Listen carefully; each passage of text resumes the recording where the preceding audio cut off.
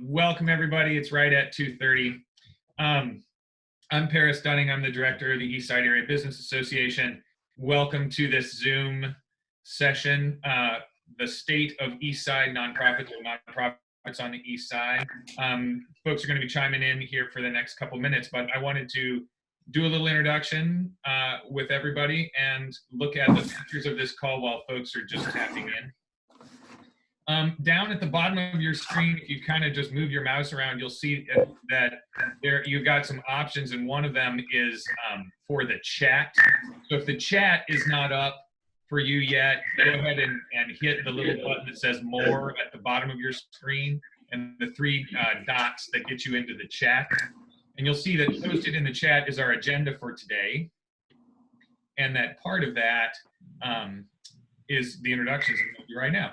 But one of the features of these meetings we found worked really well, and I want to thank William Schultz and Darren Varley, two members of ESABA's board. Wave, you guys. There's William and Darren, for helping host this and really kind of work on the features of making this work for our ESABA members in a good way.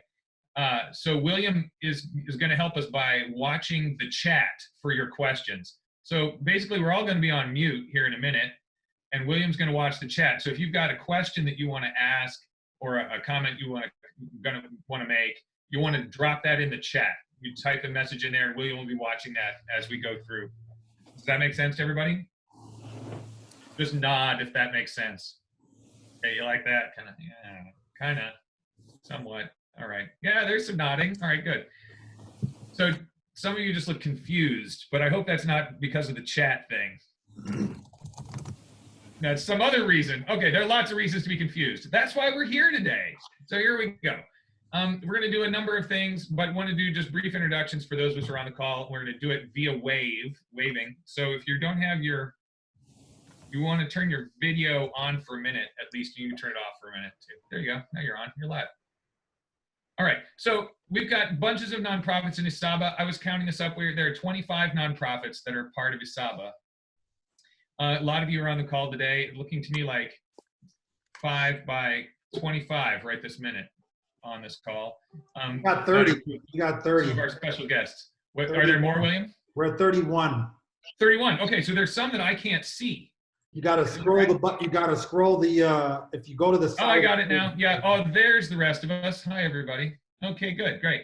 So, all right, it's gonna be tricky, but we're gonna do it anyway. All right. So, just to say, we have lots of kinds of nonprofits out there. So grateful that you're on the call, many of you. To say, like, who's a part of an arts nonprofit? If you consider yourself part of an arts nonprofit, just wave at us. Got some arts nonprofits out there? I'm expecting to see Jack wave. Yeah, there's Jack. Jack, wave some more. Okay, that's good. All right, so we've got some art nonprofits. How about some education nonprofits? Are you part of an education nonprofit? Give us a wave. Yeah, there's one, two, couple. Okay.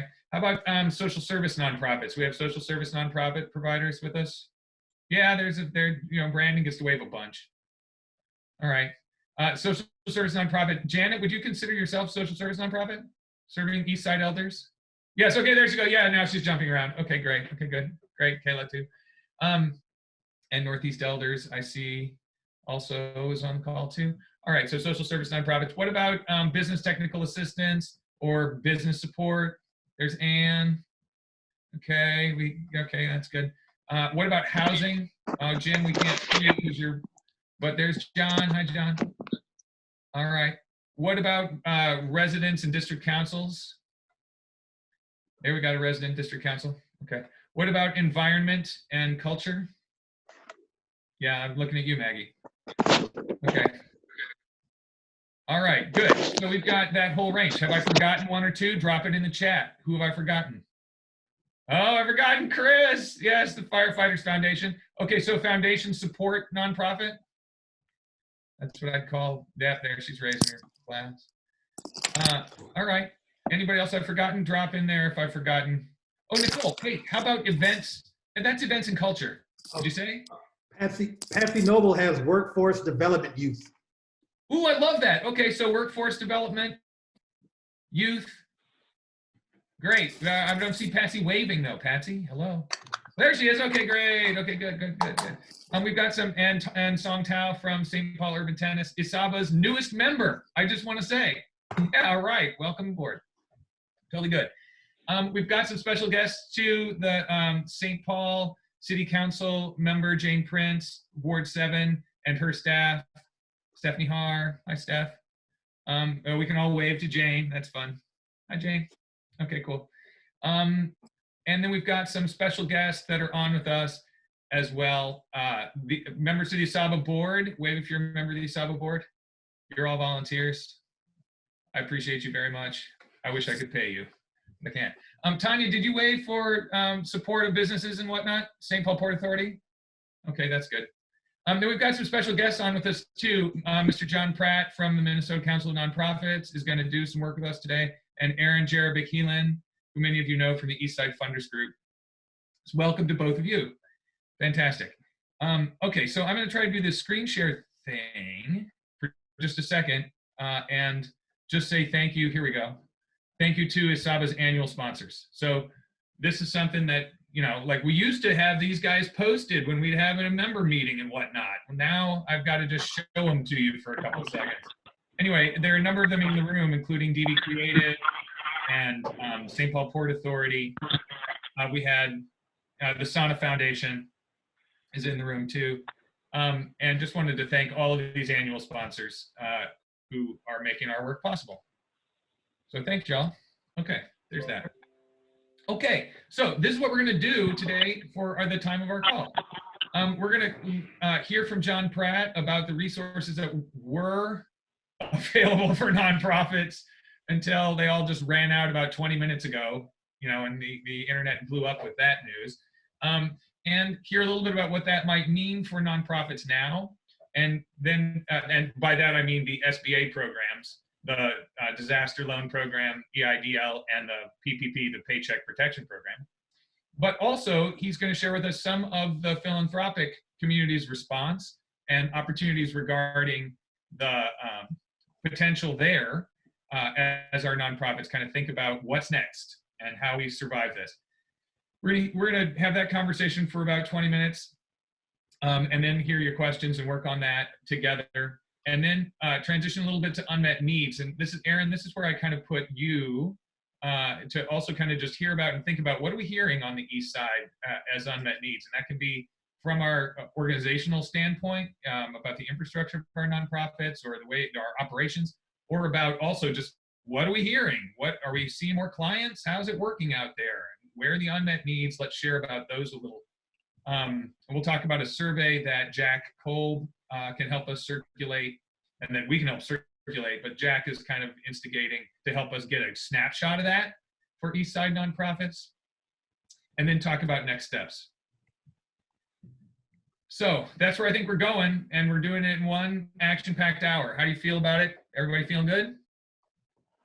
Yay! Okay, I love it. Great. If you're not feeling good, don't tell me about it. Drop it in the chat. All right. There we go. Okay, so I think we're ready to move ahead with Mr. John Pratt from the Minnesota Council of Nonprofits. Welcome, John. Great. Thanks, Paris, and great to meet with all of you on the East Side. I'm going to share my screen and hoping this will work as it did before. Share.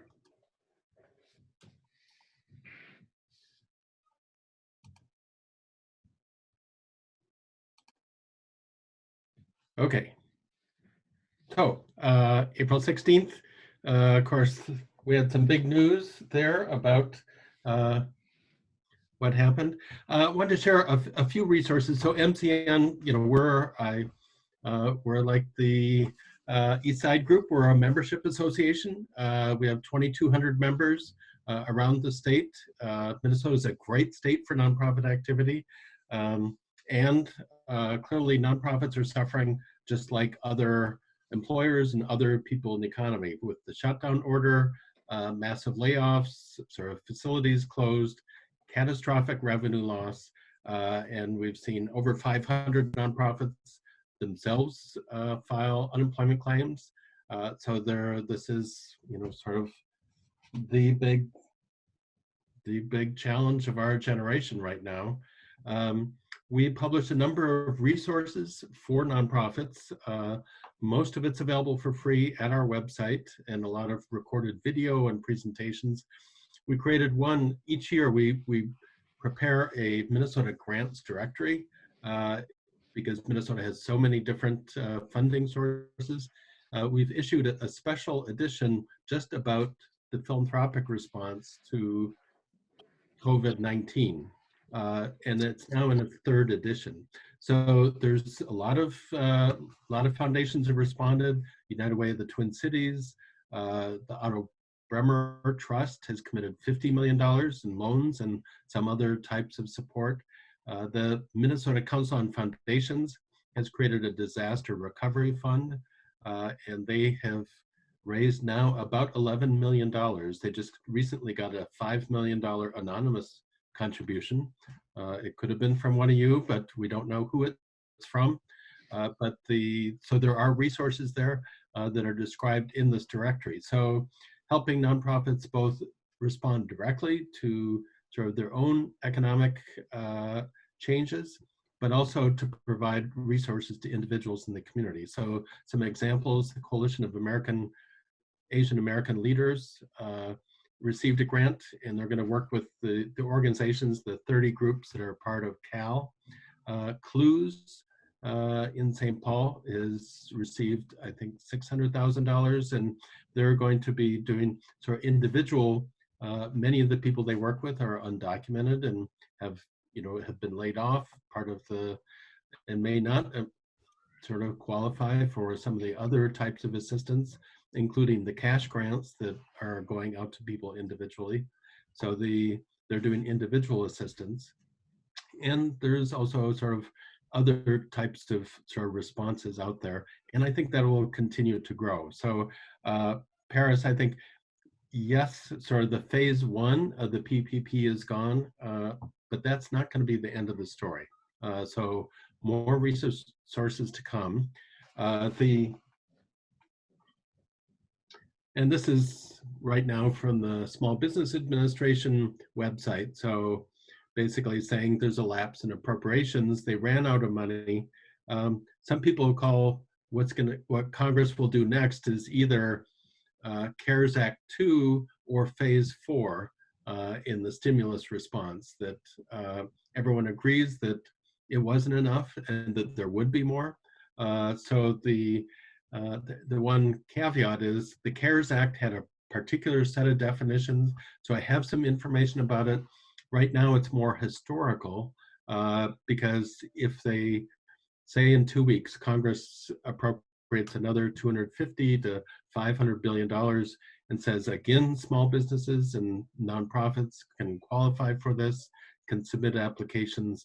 The application form will be different in some ways, and some of the rules could be different. So I would say it's up to each of us to sort of watch that space and learn about it as it goes. So there were two main parts that people were eligible for. One was the Economic Injury Disaster Advance Loan.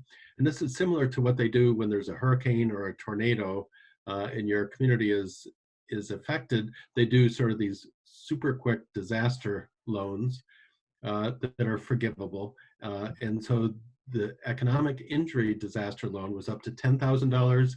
They later interpreted that to be basically $10,000 or up to $1,000 per employee. So if you had 10 employees, you could qualify for up to 10,000.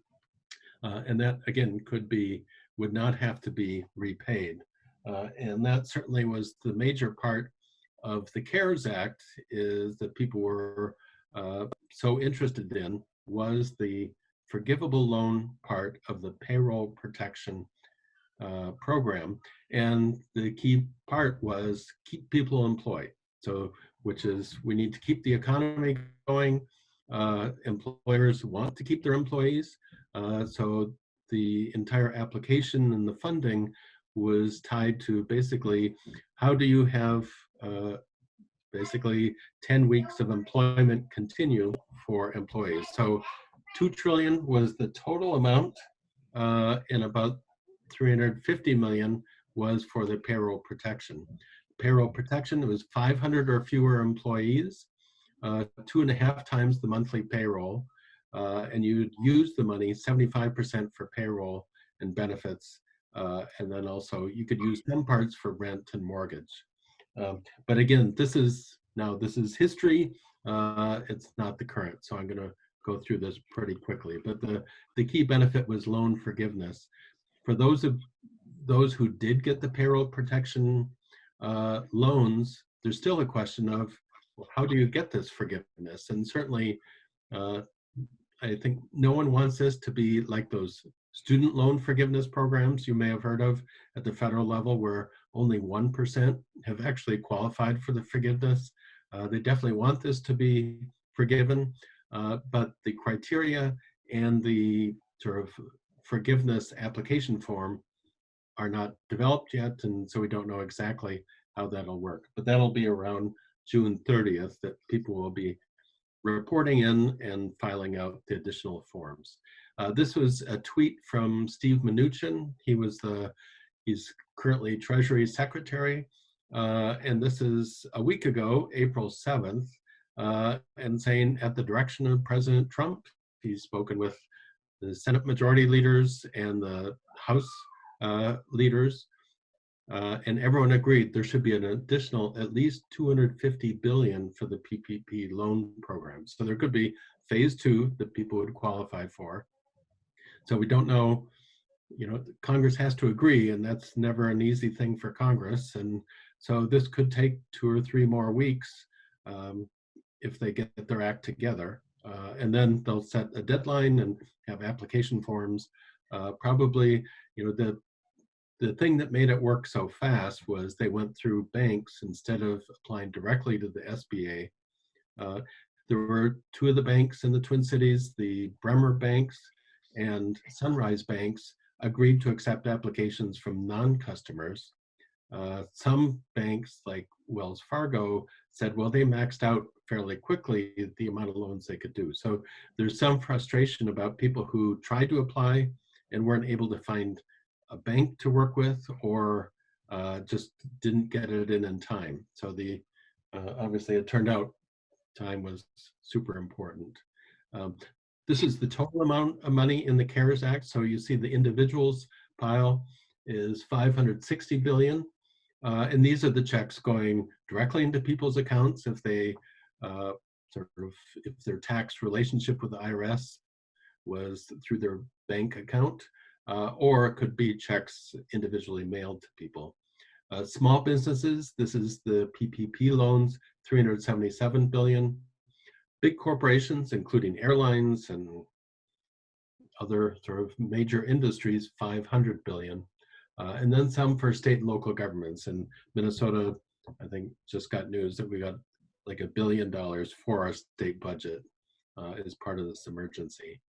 And then the small business part, 10 million was is economic injury disaster loans. There was an online form where you applied directly to the Small Business Administration.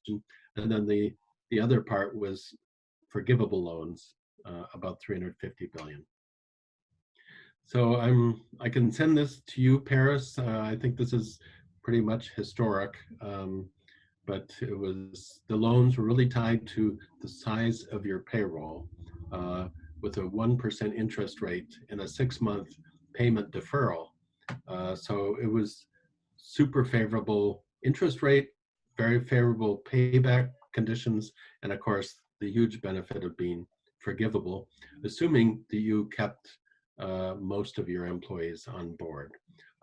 One important part of this was, traditionally, nonprofits are not eligible to get either technical assistance or lending through the Small Business Administration unless there's a disaster. So this is the exception. So they included 501c3 nonprofits and also veterans organizations with 500 or fewer employees. And you had to be operational as of February 15th. So it could not be a brand new organization formed after February 15th. This is about the calculation, 2.5 times the average monthly payroll expense. So there were many organizations. The first day you could apply was April 3rd.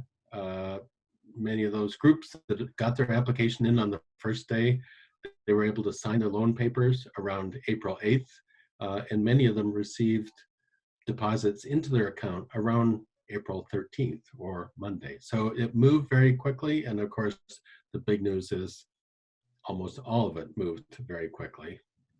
And then you have to, basically 75% of the loan proceeds must be used for payroll expenses. And basically we encouraged people to apply. We also did a workshop with Propel Nonprofits and Sunrise Banks on how to apply and sort of where it was good that they expanded the number of SBA lenders. And I would say enough people were satisfied with this that if there is a phase 2, and I believe there will be, it'll probably work fairly similar. And there are a lot of resources available both at MCN's website as well as through the SBA and the different banks and Propel Nonprofits. We'll probably be doing an additional workshop with Propel Nonprofits about the forgiveness program, and that's sort of the other shoe waiting to drop, exactly how that'll work, and hopefully that'll be successful. So Paris, I think that's basically what I wanted to share.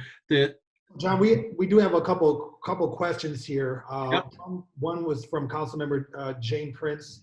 Please let us know which organizations might also serve faith-based organizations. Well, it depends what your definition of faith-based is. So it would be, so there are sort of faith-inspired social services, which are absolutely eligible. The application form for the economic injury disaster had some specific questions about what are the sort of the social service activities that your faith-based organization provides. So I think they're not looking to for it to be used for the worship activities, but if the organization has other things like a church childcare or a food shelf or other activities that are sort of public benefit, community benefit, those certainly did qualify. Kind of another question from Councilmember Jane here. To date, many businesses, nonprofit, faith-based groups I've talked to have been confounded by the process, and while trying to access the program, it ended. Besides an organization's banking relationship, who can help a small organization apply for this? Well, they designed it, I mean, the intent was, you shouldn't have to pay anyone to do this, and people shouldn't be charging fees for it. But your accountant, whoever helps the organization do their taxes, the main part of the application was using payroll records, the 940 and 941 IRS forms, which are quarterly employment forms. So if you have access to those forms, that was the key part you needed to have access to. There's some other sort of pieces of information. I would say some of the business assistance organizations, certainly would be appropriate and knowledgeable. Propel Nonprofits was helping many organizations give advice. And then there's have been some good webinars and sort of online resources as well. All right, thank you, John. Paris had a question and it was answered. If you look in your chat box, Paris asked, did anybody on this call get the PPP loan? Can nonprofits still, so that's the first part of the question. Yeah. That was answered by Jorge over at Sunray VP. He said he received cash advance on Monday this week. I don't know, Jorge, could you talk about that process quickly? Are you on the call? Yeah, he's on the call. You able Go turn him on. Oh, there he is. He's not able to mute or unmute though, so I'm not sure. Okay. I was curious more, like, have any of the nonprofits on the, Jorge is BP Sunray, which Yeah, is great. He's on our board too. But did any of the nonprofits get this money? Just wave if you manage to get this done. I'm seeing a lot of head shaking. Oh, there's a little waving. Here. Wave again if you got this money, the PPP money. Okay, I see 2 out of 31. Okay, that tells me, anyway, that's part of just the check I wanted to make about this. And then, my other question was for John and for the team, for everybody here. It sounds like the PPP money is gone, the advance money is gone. Does it still make sense or can you still apply to the SBA for a regular loan, like a disaster loan? Is the process still open for us to submit for a loan?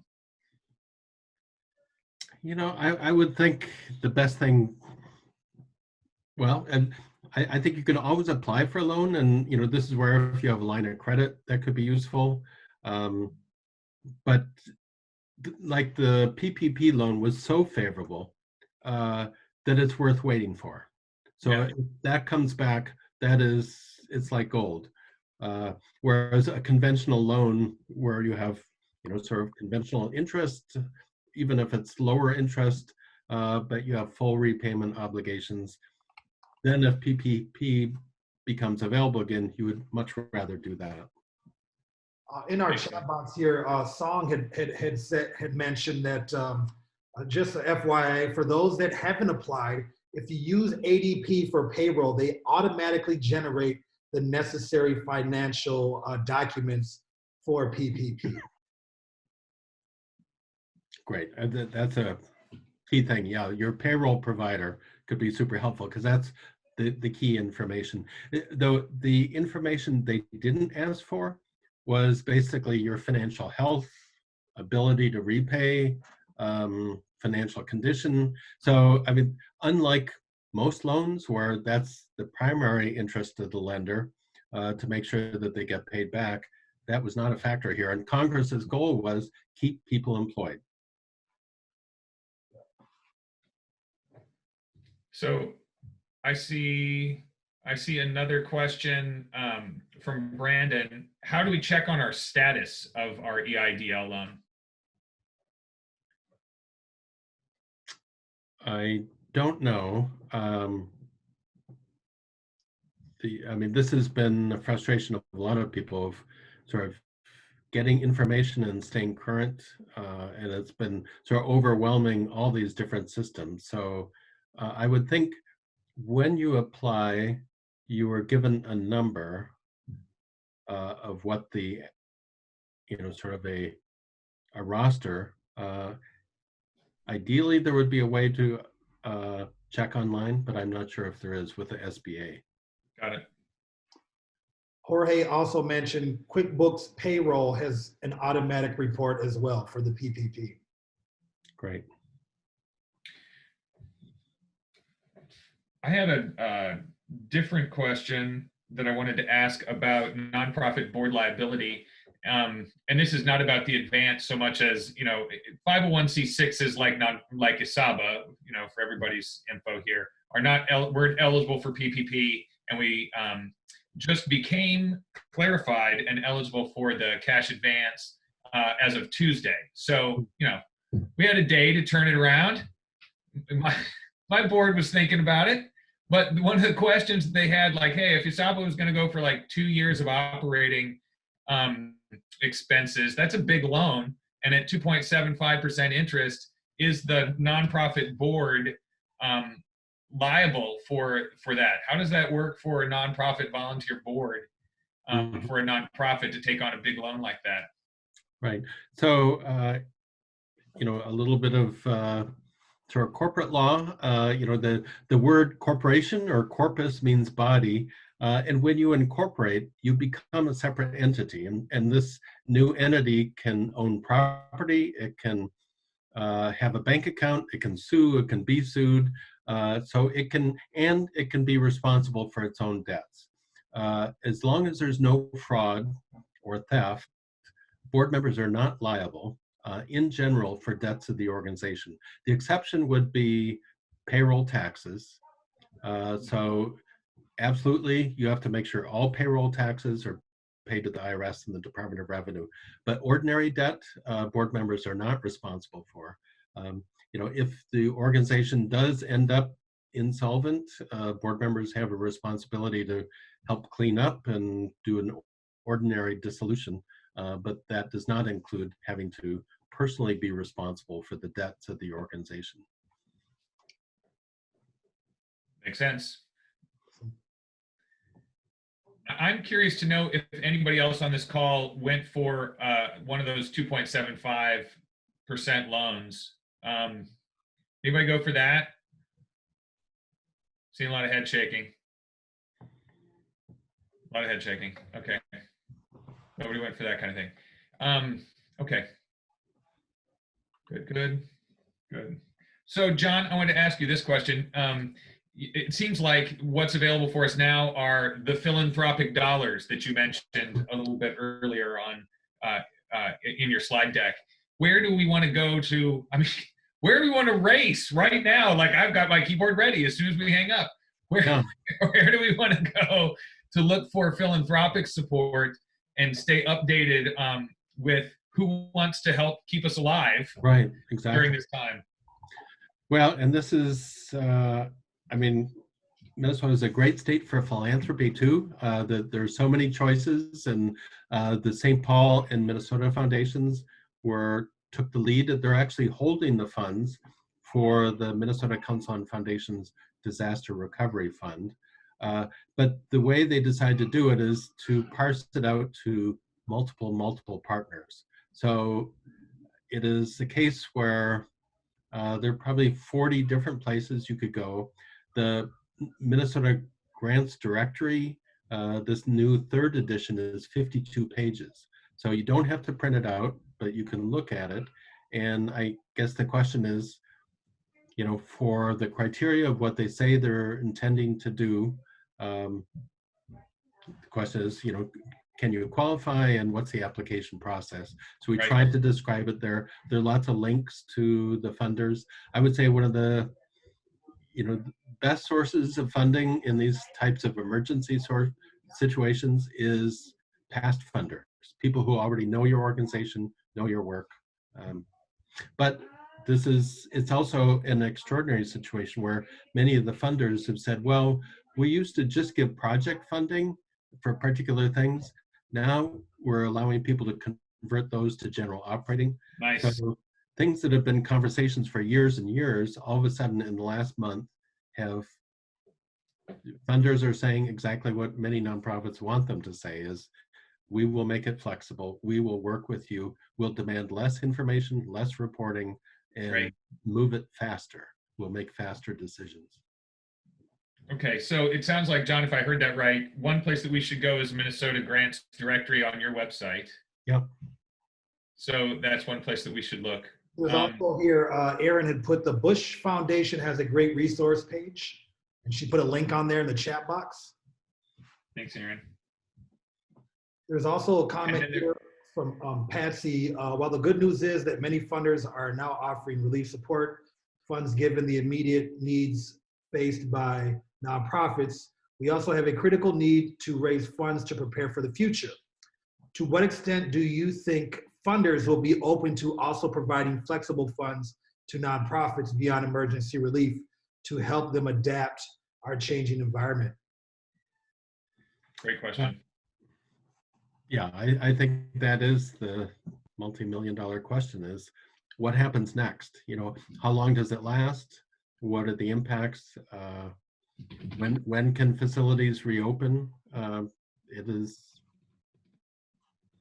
in a way, I would say in the first couple of weeks, it was like all about emergency response. People just figured out, what can we do remotely? There's a little bit more sort of strategy shift of what can we do? What are the new services? What is the state going to do? But I think that's the big question of, what does recovery look like for different organizations? How are people going to handle it? I think many organizations will have a deficit this year. We, over the last, actually, I should say, so for MCN, about a third of our activity is large format conferences. So we do, we had several set for River Center at different conference centers. Well, of course, the first thing to go in the COVID-19 was canceling large events. And that's how we make a lot of our funding. So we canceled most of those. Some we've converted to virtual. One of them was the Finance and Sustainability Conference. So over last Tuesday was a full day conference, and then next Tuesday, but I would sort of recommend some of the materials from that conference about how can nonprofits plan this time. And some of the advice was more communication with your board, sort of more outreach to funders, keeping them up to date, scenario planning of figuring out what is the financial impact on your organization, and then being thoughtful about sort of role of the current budget. What does cash flow look like? Paying a lot more attention to financial situation. But this is the time where we wish we knew what our income and expenses would be over the next 6 months, and we don't. There was a question really quick from Nicole. She just asked, what are the funders offering general operation funds again? She had missed that. Oh, well, this is sort of a national response as well, but a number in Minnesota where if they already had grants out to organizations, a number of funders have offered, yes, we had conditions. We said our grant could only be used for particular activities. Now, please treat this as general operating support, that you can use that for any of your expenses. And then I think for a lot of the disaster recovery funds or these funds listed in this new COVID-19 resource, there have dramatically reduced conditions attached to funding. And the State Department of Human Services, DEED, other state funders and Ramsey County are trying to do the same thing of figuring out how can we be more flexible. Even though we've talked about flexibility for years, all of a sudden now it's a completely different conversation. Another question here from Brandon Griffin. What is your opinion on government contracts for services with nonprofits and flexibility you are seeing from city and state funders on outputs? Is there some force that plays into some force majeure? What is that word? That plays into here to still obtaining funding that has already been allocated to particular services? Force majeure is a sort of a concept, if there's a national disaster or a local disaster and it makes completion of the contract impossible, it can make that contract unenforceable. So if you had a contract to hold a conference at River Center and then the governor prohibits large public meetings, there's no reason you should be held to account for that contract. I haven't heard it being used in that sense yet with these state contracts. Some of the, you can imagine, some of the human services or say chemical dependency, mental health contracts will say, you must provide these services in person. Well, now many of those things are not possible. We're being told not to have people come to an office and receive, say, mental health counseling. I know one organization said they had been talking for the last 4 years about telehealth, basically how to do sort of remote mental health counseling.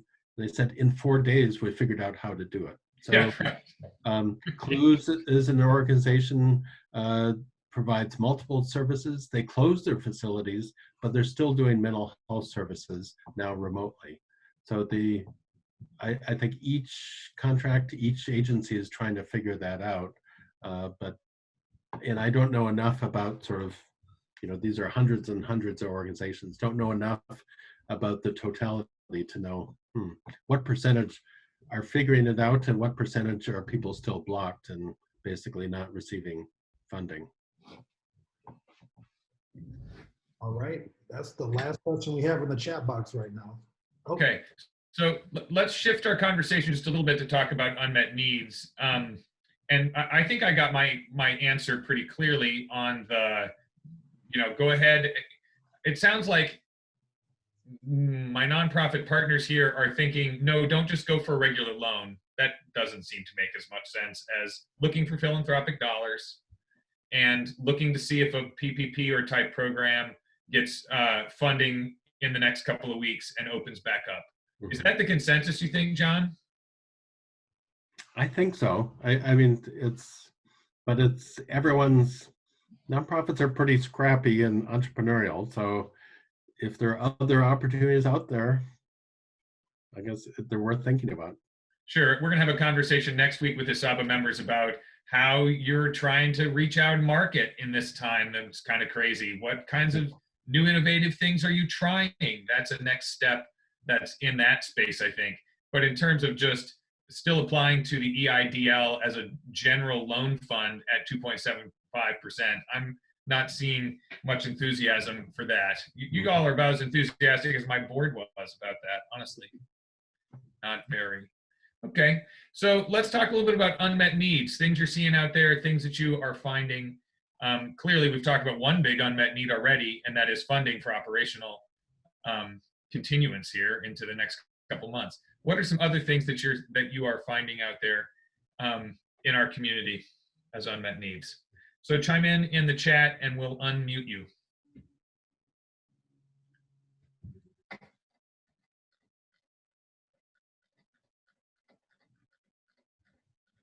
Okay.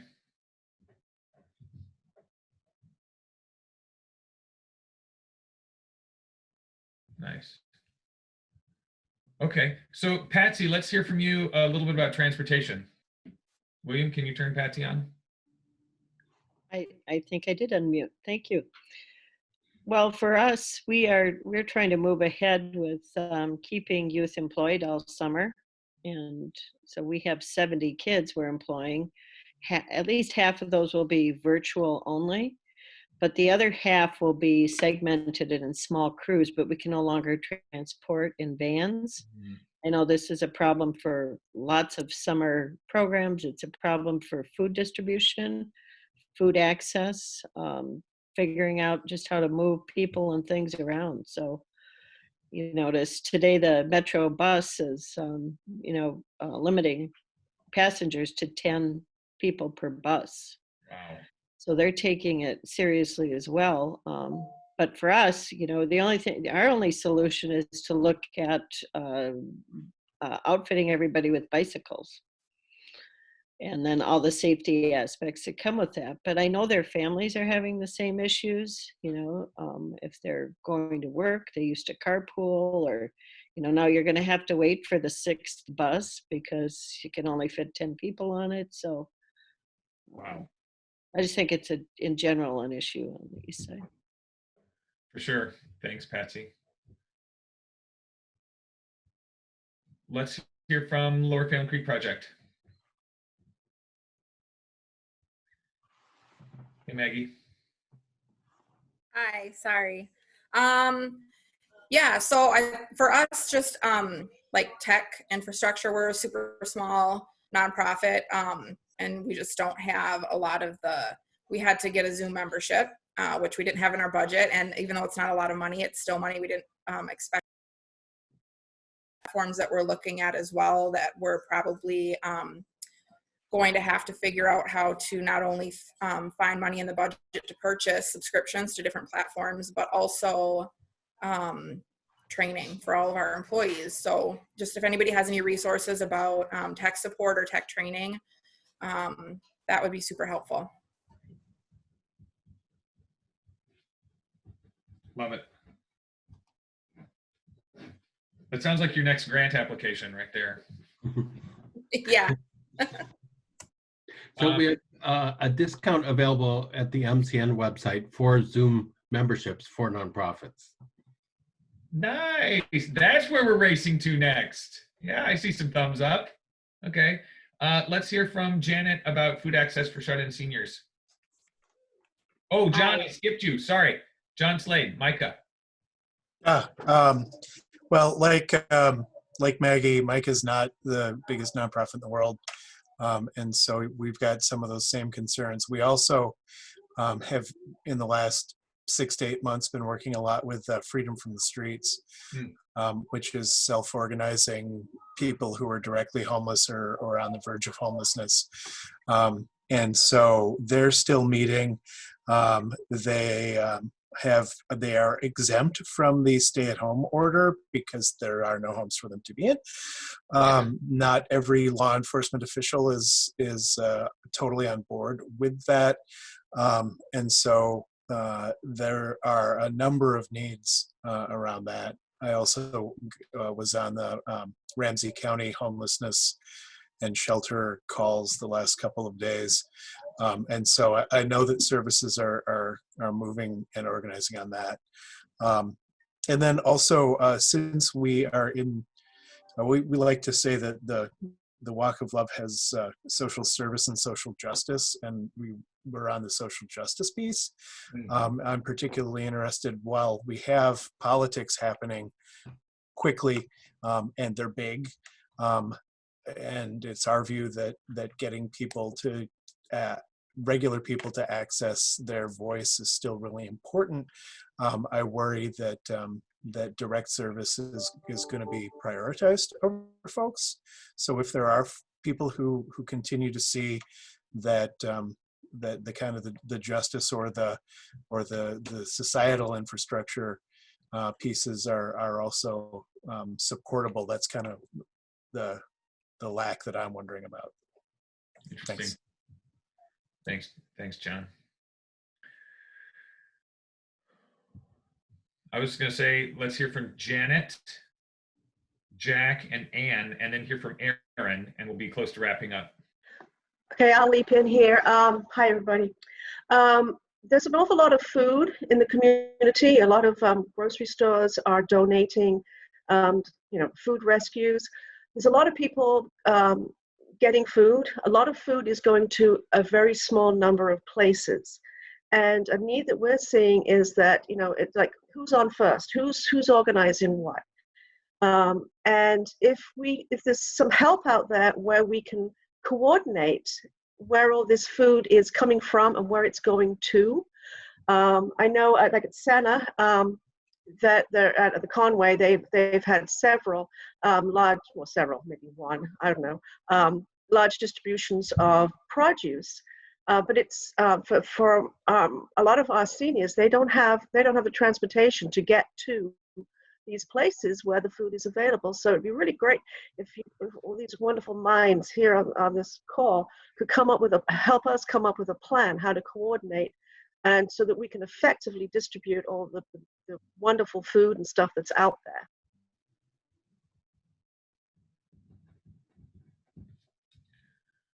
Okay, minds, start chatting in the chat box. We'll take that in account. I know the YMCA is doing something every Thursday. They're doing food, so yeah. Actually, that's it. That's a part of a distribution site for Mom's Food Shelf, which is they do basically food rescue from Kowalski's. And Rebecca on my team has been helping coordinate that. But that's one thing. Like, for example, the First Lutheran Church has a food giveaway on Wednesdays. But they may just, whatever they get from Second Harvest, it could be a whole load of artichokes. Because you never really know what you're getting. So if there was some sort of coordination that everybody gets X so many loaves of bread, how many pounds of potatoes, that there would be a fair distribution of the resources. What a challenge. Because we want to make sure we're fair to time. What we want to do is let's make sure you guys are checking the chat box. Like I know, Jeanette, you've been contacted in there by Brandon. Parents, let's get through the formal part of our program, and then we'll keep the call going on for those that want to stay on and just have an open discussion about resources and things we want to get done. Because I know some people might not be able to stay on the whole call, but we'll keep the call open for anybody that wants to stick around, and then we could just unmute, kind of open it up for discussion and trade any resources and knowledge that we have that can help each other. I actually love that the chat box blew up with good ideas about food distribution. It's totally fun. Aaron, love to just welcome you to the call here and unmute you for a few minutes to just talk about needs that you're seeing on the East Side and ways that the East Side Funders Group is inviting contact from our East Side nonprofits right now about unmet needs. Is Aaron unfreezable, William? Oh, there she is. But she's not unmuted. Hi, sorry, my Okay, internet good. connection is not great today. Hi, Aaron. How many of you know Aaron? Wave if you know Aaron. Oh, good. That's some of us. That's most of us. Okay, great. Aaron, talk to us. Hi, it's great. So I'm Erin Heelan. I am the staff consultant for Eastside Funders Group. Eastside Fund, who's heard of? And you froze. Oh, we're in trouble. Aaron, we're doomed. Daniel Rodriguez, I like that thumb. Oh, we may have lost Aaron. That's terrible. Okay.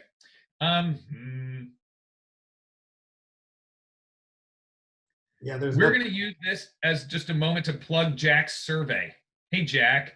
So one of the things that Paba and Jack Kolb from Catalyst wanted to do was send a survey around to us so we could chime in on unmet needs, and we could start collecting some of the things that we're seeing that we need to actually coordinate around, and then ways that we can actually respond to that. I think will be a bit of the challenge of next steps. So Jack's got a survey drafted, and I'm going to go ahead and help distribute that to everybody on this call and all the nonprofits that are connected to ESABA. Erin, you're back. I'm back. Sorry, my connection is bad. Go ahead. It must be all the distance learning happening at my house at the same time. Hey, anything I can blame on distance learning, I'm in. Yeah, so Eastside Funders Group is a funder collaborative focused on economic vitality on the east side of St. Paul. I'm their staff consultant. I work with Eastside Funders Group about 15 hours a week.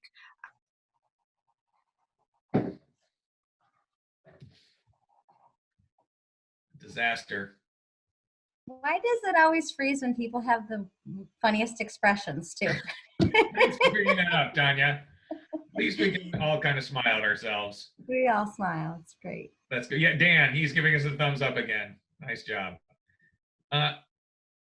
Okay, so I think what I will work on doing is facilitating some of Aaron's comments out to you also. Aaron, you're back. I'm calling you. I'm just gonna call. Okay, just call. You can talk to us for a minute. Because what we wanted to do wrapping up was hear a little bit about any of the basic unmet needs that you're hearing about, Aaron, and ways that the Eastside Funders Group wants to be in touch with us. I mean, here we are, Eastside Nonprofits. So anyway, so there's that. So I'll okay, there we go. Oh yeah, you're in. I'm in. Now I don't, hang on, let me turn off my other one. Quit Zoom. Okay, can you hear me now? Yes. Yeah, sorry about that. Okay, so Eastside Funders Group, we would like to engage with anyone. You know, I'm really excited about Jack's survey. I should say that first. Like, Jack, thank you for doing that, and I can't wait to see the survey results and we will share it broadly. What we have been doing for Eastside Funders Group, we have been talking to, we have a small opportunity fund, and it's about $250,000 a year. It's not huge. It's not a huge amount of money, but we have made a decision before COVID to work, kind of have 2 phases right now. In our first phase, what we did was we selected 10 nonprofits that we have relationships with currently that are serving people that may not be able to access resources. So people that are undocumented or otherwise may not be able to access government resources. And we gave them $10,000 of unrestricted operating money, or they can do whatever they want with it, is basically how we're looking at it. And now we're looking at a phase 2. And for this phase, we're going to do a series of learning calls around youth employment and what is that going to look like for the summer, financial health, racism and xenophobia, and workforce development / business technical assistance, not necessarily in that order, because we really want our funders, our membership, to understand the medium to long-term effects of how COVID-19 is going to affect our nonprofits and their constituents and the East Side. So kind of a hyper focus in those areas around the East Side. So if you would like to, if you kind of fall into any of those areas in your work, like, I'd love to hear from you. I know we will be reaching out to several of you that are on this call already, but that's kind of specifically what the funders group has been looking at. And then of course, all of our other members have been doing their own funding and different things with the larger budgets that they have. But I'll echo that, yes, I've heard a lot of the funders have been doing, we'll move your program grants into general operating grants, and be really flexible with their dollars. So for sure, reach out to your existing funders if you haven't already. And I think a lot of funders are in the place where they really want to learn about what you need and what your next steps are, so they can make informed decisions, because nobody really obviously has a playbook for this.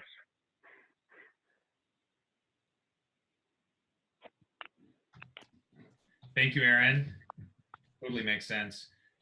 So we're at the next steps kind of portion of the call. ESABA has decided that in lieu of holding member meetings once a month, we're going to hold a call like this every week. So 2:30 Thursdays, you've got a date. You could show up and, hopefully next week, John, we'll be talking about the new PPP program and how many of our nonprofits are on the front door to get some.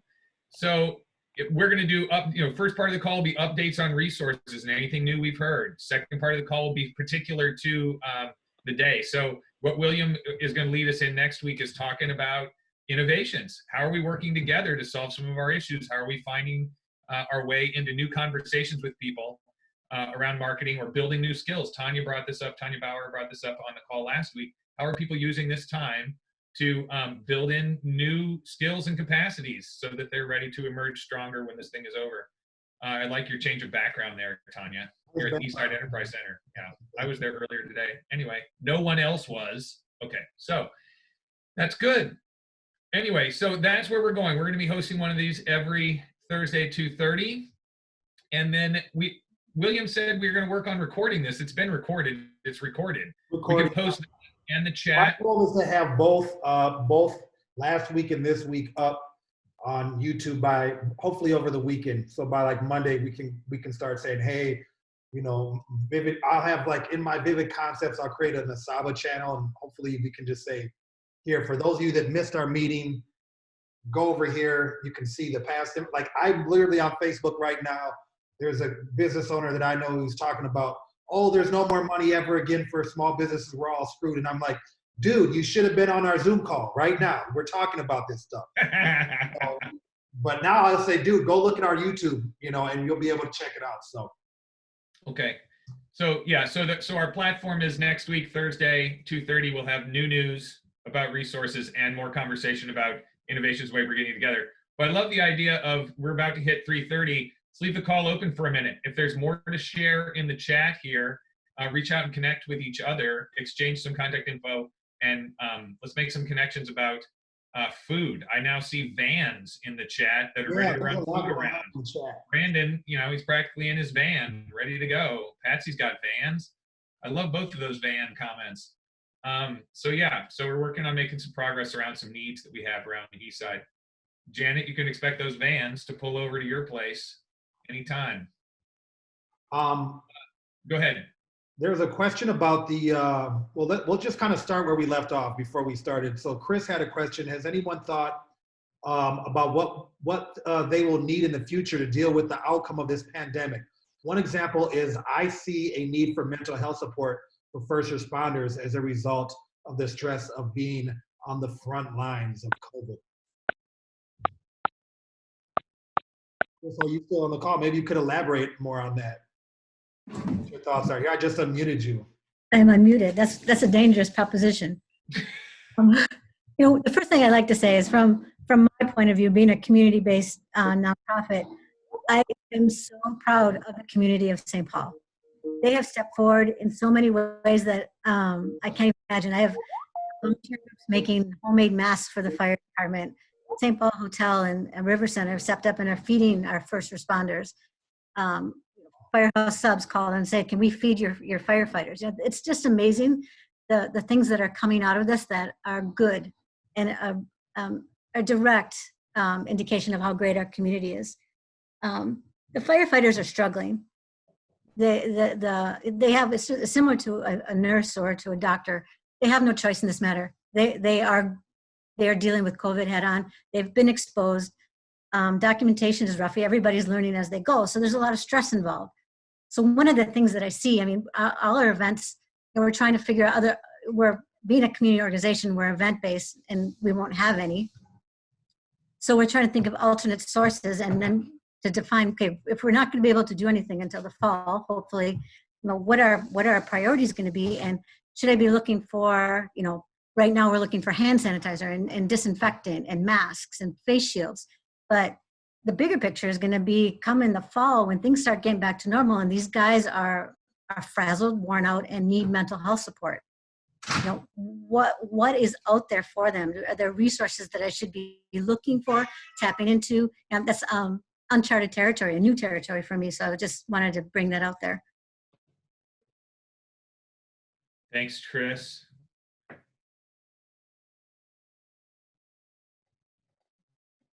Yeah, I think that this is one of those things that's really kind of tricky for all of us as we kind of think about, and this is, where this conversation has got to go on for us is this is going to reshape the communities that we're trying to serve.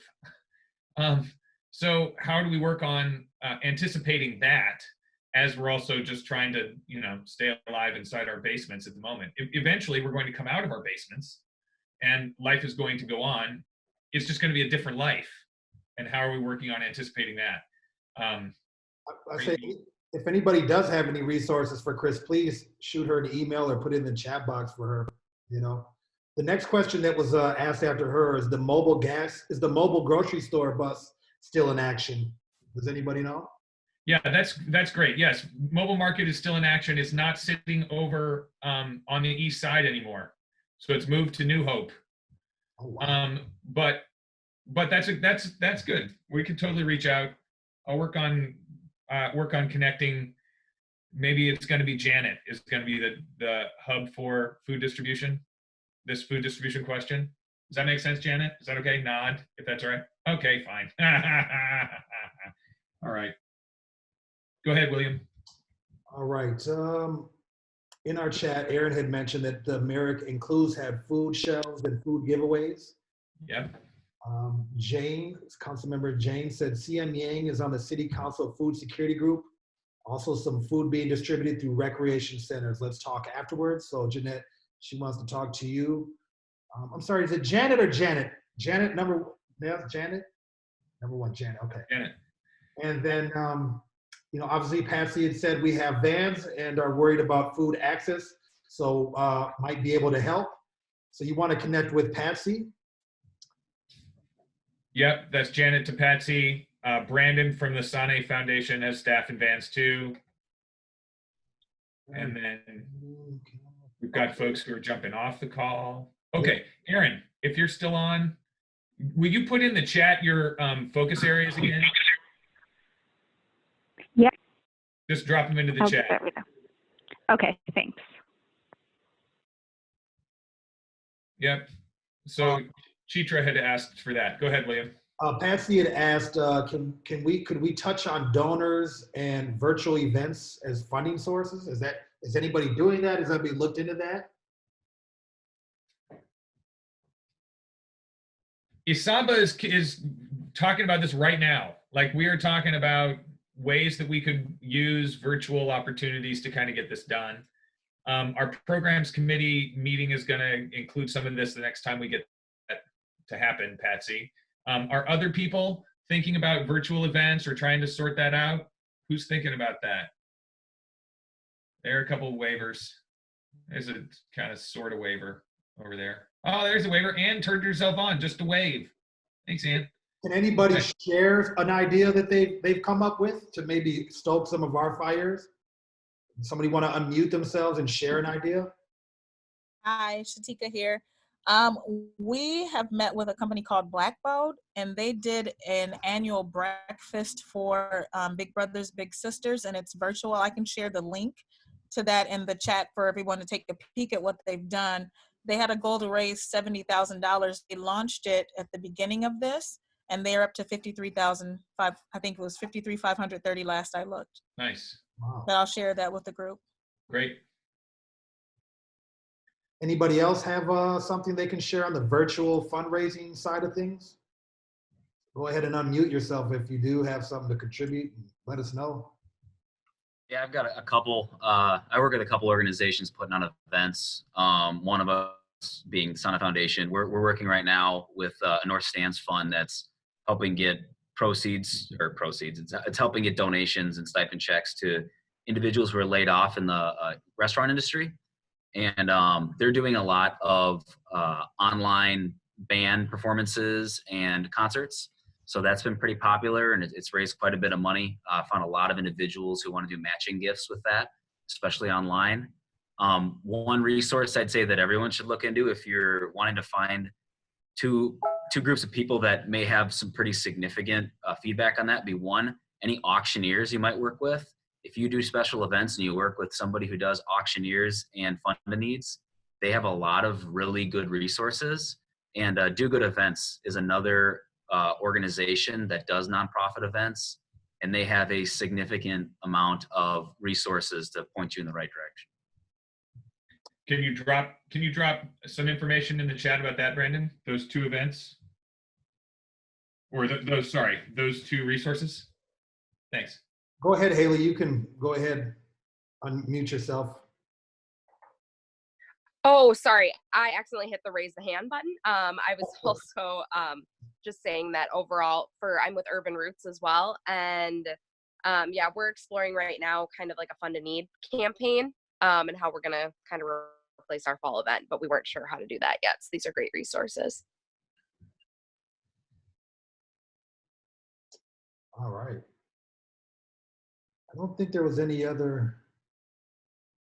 Oh, here we go. John, is John still on the call?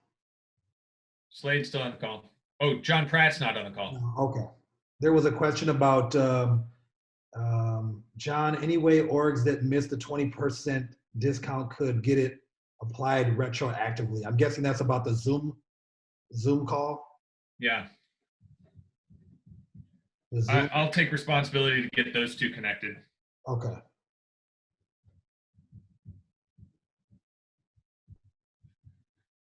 Does anybody else have anything? Otherwise, we'll wrap the call up.